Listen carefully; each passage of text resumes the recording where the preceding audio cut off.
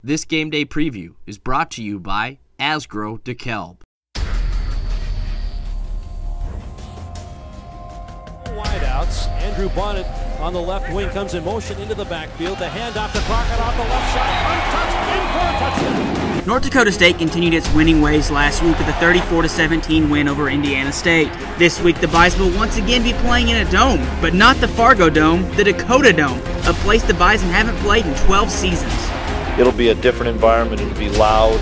We'll have to do a lot of silent snap counts offensively. South Dakota is currently 2-5 on the year and 0-3 in Missouri Valley Conference play. Even with the struggles, North Dakota State is still going to face a big test this weekend. They're dangerous for anybody. I've watched film on them throughout the season. I mean, last game wasn't their best game, but if you look at previous games throughout the season, they've done really well. They should have beaten a few other opponents, but we're not going to take them lightly at all. For the third straight game, North Dakota State's offense will be facing a 3-4 defense, which will help the Bison prepare for a Coyote defense that is allowing 32 points a game. There's a lot of carryover from Tuesday to Tuesday to Tuesday in our practice. It shouldn't be a factor. If we can knock them off the football in a 3-down or 4-down, we should be okay.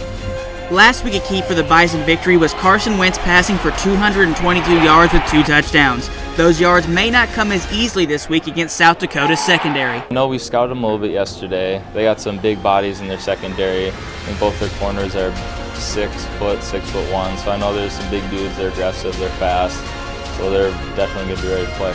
A key matchup to watch is the Coyotes' offensive line versus North Dakota State's defensive line. The Bison rank 3rd in the Missouri Valley Conference in sacks, while the Coyotes rank last in sacks allowed.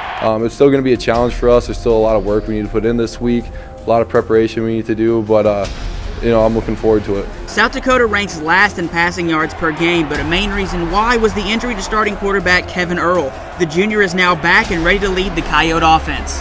He's probably starting to get more comfortable, get more timing with his receivers, but they have, I think, a nice complement of wide receivers. I like all 3 running backs that they play. All 3 guys are really exceptional players. Another dangerous offensive weapon is running back Trevor Bama. The sophomore leads the team in rushing and is 4th in receiving yards. That's our number 1 job every game, to stop the run. That's the number 1 thing we talk about every week, so nothing changes with that this week. Just always keep them covered up, always have a man accounting for them. So just make sure whoever has a running back covers a little route or something like that. And also just make sure you tackle well on them. You can't miss tackles and allow them to get upfield. The last time the Bison played in the Dakotadome was 2002, ending in a quadruple overtime win for South Dakota. Game time is scheduled for 2 p.m. Central Time and can be seen on NBC North Dakota. For GoBison.com, I'm Brett Roy.